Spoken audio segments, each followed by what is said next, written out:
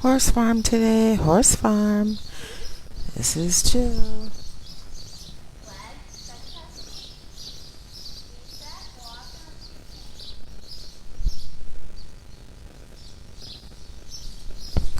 It's Saturday, July 6th. We're at the Baymar Horse Farms. Jill is warming her horse up. I didn't catch the name of the horse, but you know the horses all have names. And I think she's doing some, I don't really call it practice, but like some type of formation stuff for jumping.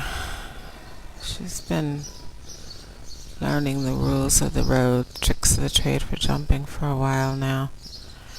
When you see people riding a horse, you figure it's an animal.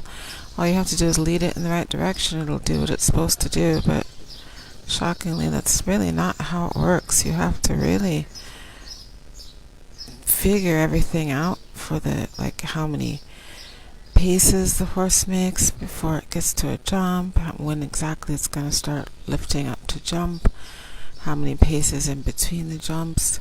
You even have to guide, it's bizarre to me, you have to guide the horse on which leg, which is crazy, which leg the horse is going to have in front of it when you bounce up. Bouncing up and down on the horse is called posting.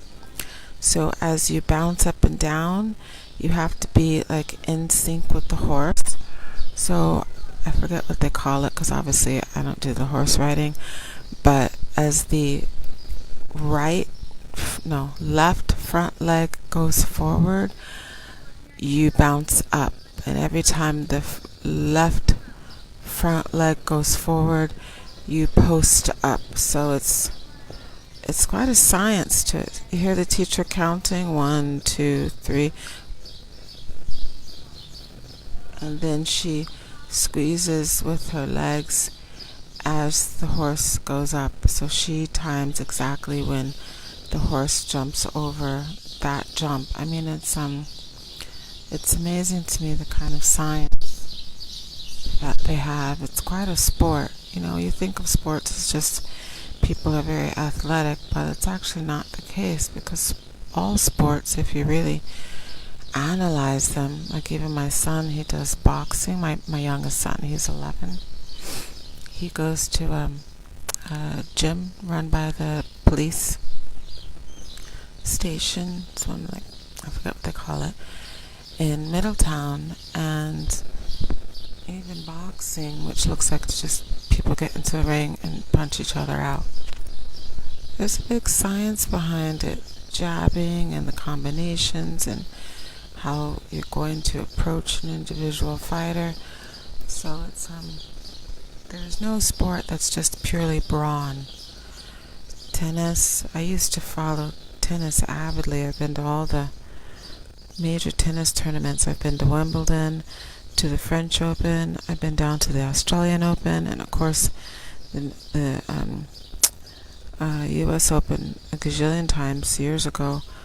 And tennis, everybody is like, oh, this sport is a thinking man's game. Oh, golf is a thinking man's game.